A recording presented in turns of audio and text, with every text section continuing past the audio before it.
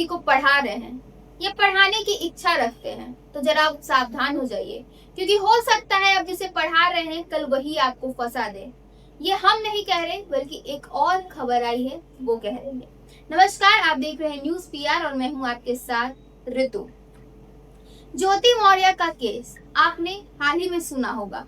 वो केस खत्म नहीं हुआ, उसके बाद दिन प्रतिदिन न जाने कई ऐसे केस आने लगे जिसमें जो पति है वो पत्नी को पढ़ाता है और बाद में पत्नी जो है वो मुकर जाती है। ऐसा ही एक ताजा मामला फिलहाल उत्तर प्रदेश के गोंडा जिले से निकलकर सामने आया है, जहां पति का कहना है कि वो अपनी पत्नी को अपनी भैंस बेचकर, गन्ने का जूस बेचकर पढ़ाया, लेकिन जैसे ही पत्नी नर्स बनी वैसे ही उसे छोड़ दी।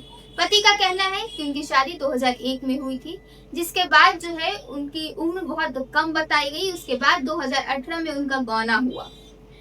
शादी के बाद लड़की का इच्छा था पढ़ने का। पति ने अपनी हर कुछ को बेच के और मजदूरी करके जो है अपनी पत्नी को पढ़ाया, लेकिन जैसे ही पत्नी नर्स बनी उसने पति के साथ रहने से इनकार कर दिया। पीड़ित पति का कहना है कि पत्नी उसे बूढ़े माता पिता को छोड़कर अलग रहने के लिए दबाव बना रही है। मामला परिवार परामर्श केंद्र तक पहुंच गया है।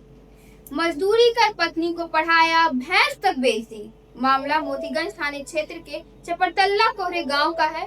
यहाँ के रहने वाले राजेश कुमार ने बताया कि उनके शादी के बाद जो है दिन प्रतिदिन बुरे हालात हो गए। राजेश का कहना है कि पत्नी की पढ़ाई पूरी करने के लिए उन्होंने मजदूरी तक की और आज जो है वो पत्नी पूरी तरह से बदल गई है। उन्होंने आरोप लगाया कि पत्नी की पढ़ाई के खर्च के लिए उन्होंने भैंस भी बेच दी, गन्ना बेचकर रुपए जुटाए और उनकी पढ़ाई में लगा दी। नौकरी लग गई तो अब साथ वो नहीं रहना चाहती है। राजेश के मुताबिक 2022 में रेनू मायके चली गई और वहीं रहकर पढ़ाई करने लगी। बाद में गोंडा के एक अस्पताल में उनकी नौकरी लग गई। अब पत्नी उनके साथ रहने से पूरी तरह से अब इनकार कर रही है। राजेश का आरोप है कि पत्नी और ससुराल वाले उन्हें माता पिता को छोड़कर गोंडा में रहने की दबाव डाल रहे हैं।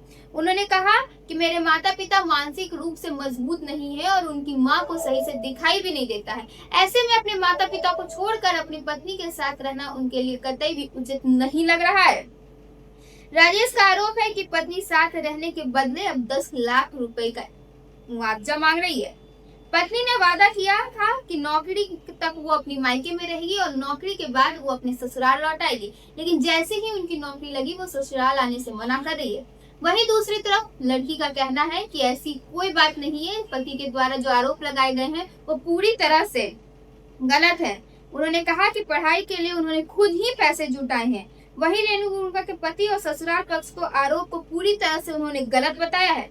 रेणु का कहना है कि ससुराल में उनके साथ मारपीट की जाती थी, इसलिए वो वहां ज्यादा समय तक नहीं रह पाई और मायके लौट गई। उन्होंने यह भी कहा कि उनके पास फॉर्म तक भरने के पैसे नहीं होते थे, जो कि उनके पति ने नहीं दिए, बल्कि उन्होंने खुद जुटाए और सभी फॉर्म भरकर अब एक नौकरी ले ली। उन्होंने यह भी कहा कि वो अपने पति पे किसी प्रकार का कोई दबाव नहीं डाल रही है। उनका साफ कहना है कि बस वो अपना नौकरी नहीं छोड़ना चाहती है और अगर पति उनके साथ रहना चाहते हैं तो वो गोंडा में आकर रह सकते हैं। रेणु ने यह भी आरोप लगाया कि पति गोंडा स्थित किराए के कमरे पर आकर उनके साथ वहां भी मारपीट करते हैं। इस मामले में महिला थाना और एसपी ऑफिस में शिकायत दर्ज की जा चुकी है।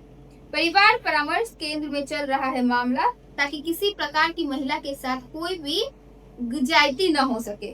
उन्होंने कहा कि पति चाहता है कि पत्नी नौकरी छोड़कर गांव में उनके मां और पिता की सेवा करे, जो कि पत्नी चाहती है कि वो अपनी नौकरी के साथ अपने जीवन में आगे बढ़े और एक अच्छा मुकाम हासिल कर सके।